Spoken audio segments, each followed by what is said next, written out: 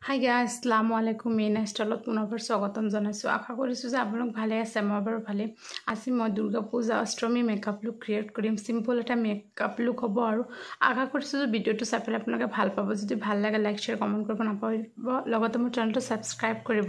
তেনেহ'লে বলক আজিৰ ভিডিঅ'টো আৰম্ভ কৰোঁ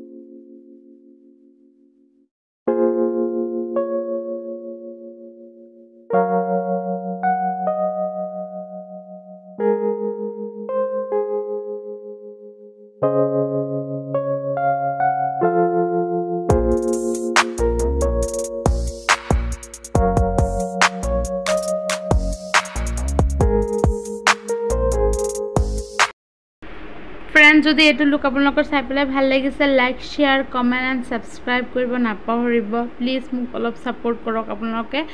লগ পাম নতুন এটা ভিডিঅ'ৰ সৈতে বাই বাই